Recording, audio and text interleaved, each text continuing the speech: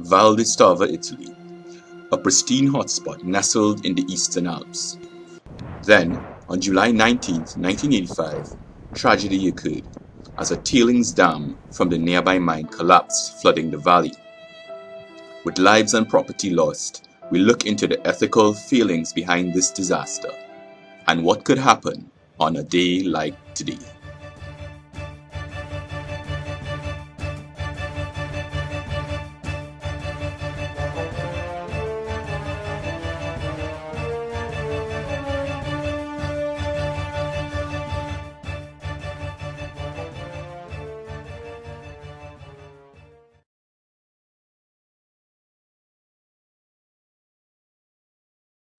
We now take a closer look at the event. At 23 minutes after 12 on the 19th of July 1985, the upper dam of two silting basins used for the disposal and cleansing of fluoride mine tailings collapsed. The resulting rift allowed for water and sediment to pour into the lower impoundment, which also collapsed. This mixture of water, sediment, and debris became a mud flow that spanned about 250 meters upstream from Stava. As the mud flow passed through Stava, it raised all 63 buildings and 8 bridges, one 1,000 years old, before continuing along the Stava Valley, before passing through Toriso and flowing into the Avieso River. This catastrophic mudflow rapidly traveled 4.2 kilometers along the Stava Valley.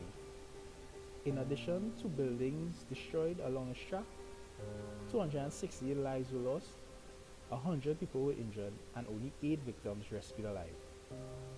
The disaster caused damage to the tune of 133 million euros, approximately 148 million US dollars.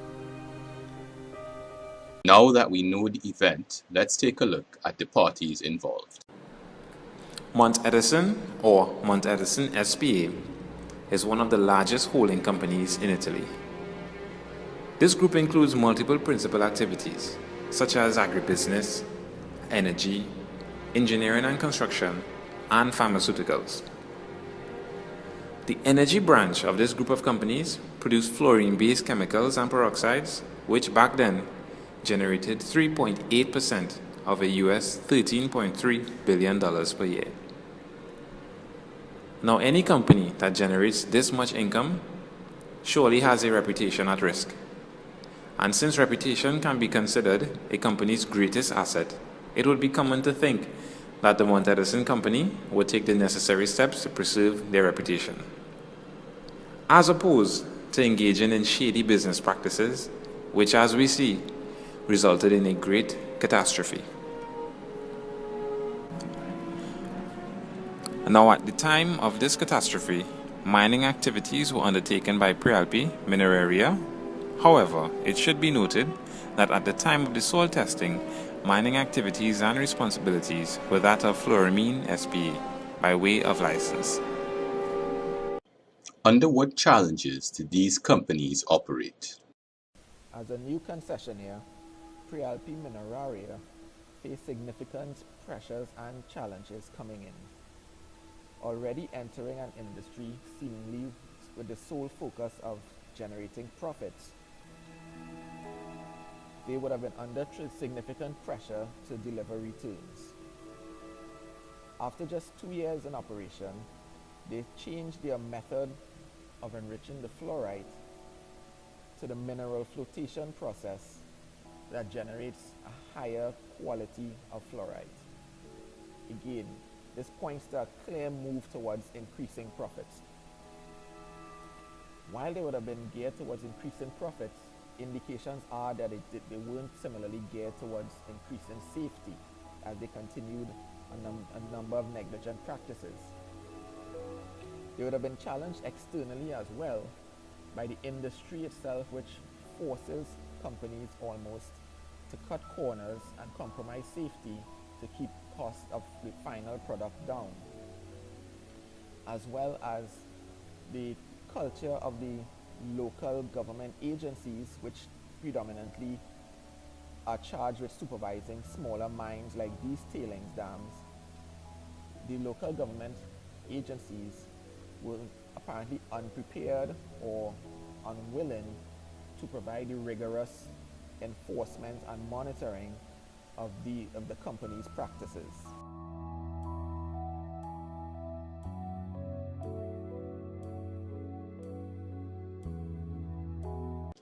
Given this disaster, what was the culture in this organization?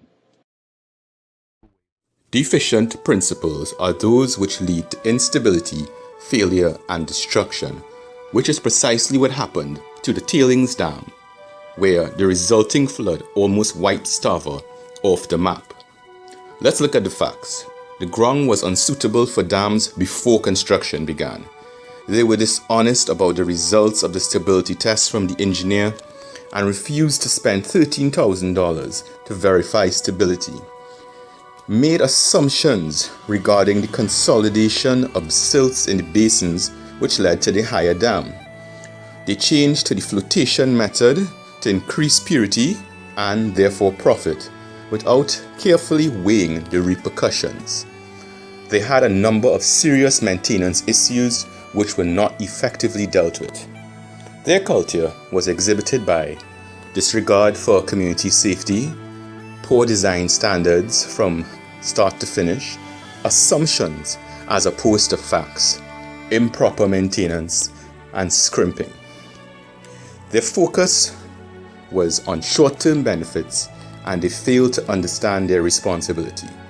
It was a culture of self, bolstered by greed and arrogance. How did this culture lead to disaster? Based on the findings of several investigations conducted into the collapse of the Stava Dam in Italy, it is possible to see where a culture of negligence, lack of accountability, and dudes responsible for what is hailed as one of Italy's worst disasters. In 1975, a study was conducted to determine the security and stability of the tailing dams. Then company Fluoromine ignored these findings and submitted a positive security report, which allowed them to continue using the dams. In the 1980s, Prealpi Mineraria, who took over the mining operations, continued to ignore the 1975 study, not conducting important stability or follow-up checks, which could have avoided the disaster. This proved to be an irresponsible culture by both companies. One of the last triggers blamed for the collapse of the tailing dams was a ruptured drain pipe, which was as a result of improper and poor maintenance. This act highlighted a negligent and thoughtless culture. The persistent and dominant culture displayed by the company showed they were self-minded when they should have been responsible and placed value on other-mindedness. Was there a way so this could have been prevented? The problems could have been averted if it was not for negligence. The size of the basins increased by more than 165 feet. The people of Stava got alarmed and called in city authorities to inspect the dams and to determine their stability. They hired an engineer who was appointed by the company itself, but when he looked upon the structure, he said, "It is a miracle that the structure had not collapsed." The engineer asked that tests should be run in order to determine the firmness of the soil. The test would have cost around $13,000, and the bosses found that it was too much money just for this. So they came up with an idea to test the soil by taking an iron bar and manually pushing it into the ground to see if the soil was more or less firm. Of course, a test like this was ridiculous, but what the engineer found was that the location of the dam was supposed to be built on a slope, but not on a flat surface because of the nature of the soil on which the dams were built. The saturated soil in Stava was not firm enough to hold the large structures. The engineer reported his findings to the bosses at the mining company, which they threw a blind eye and lied to the council by telling them that everything was okay. This was extremely wrong. The engineer's findings should have been reported to both the company and the council at the same time. Thereafter, the company should have seen to it that the dam in its entirety is thoroughly and regularly maintained.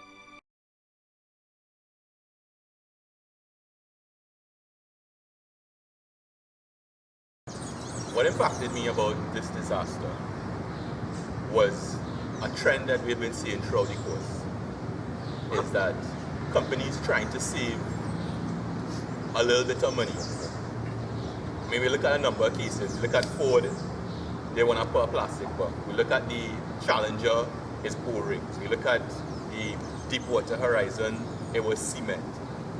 Now with the Stava disaster, they didn't want to run a soil test.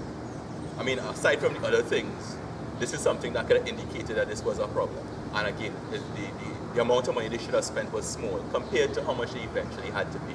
To me, that's what really impacted me, that people, they don't learn from history. I agree, because if it is my car making a noise, I want to sort of that before it costs me more money down the road. And it's the same with the companies. They always feel that it would never cost them much lower down the road. I mean, the company moved from making, from mining 30 tons a day to 200 tons a day. That's like so much profit. So you telling me you don't want to put out money to do a soil test in like tens of thousands and end up having to pay like millions? I don't understand that. I don't understand why companies just can't spend the money up front to have long-term benefits. I think for me is the general lack of concern for human life. You would have minor things that could be done, like as you say, soil tests, and instead of doing that, you choose to concentrate on, because you have to spend money to do it. You choose to concentrate on not doing it at all, and the end result is hundreds of lives lost. Basically, our entire village was destroyed because of your lack of concern for human life. I believe it's more complacency on the part of the company, because here it is, the villagers requested a soil test to be done, and instead of paying to get the correct soil test, you choose to use a steel and a hammer to determine the strength of the soil. And then, not that too, but you have two field exams which were built in the 60s, and you believe that over the period of time nothing happened, so nothing will happen. It came just like BP went through 7 years where they had no loss of man-hours, so they believe they were more or less untouchable. And I guess everything culminated to prove that they weren't, and that they need to do and to have current checks on the systems to ensure that they won't fail. What impacted me was the fact that company, they had no regard for human safety, and it was reflected also on the employees by showing a lack of maintenance. For example, the drain pipe, which was one of the main reasons for the destruction of the dam, which killed the villagers.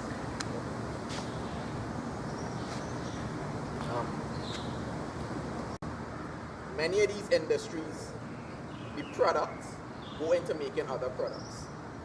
So the pressure to keep the cost low is phenomenal, because you don't want to increase the cost of the other products that these materials go into.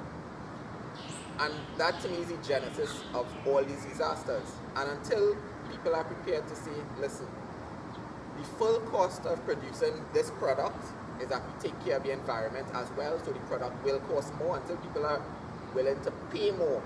And when I say people, all consumers are willing to pay more for products, because people are employing enough safety concerns. We'll continue to have these disasters, because ultimately society places a pressure on people to bring their products in as cheap as possible.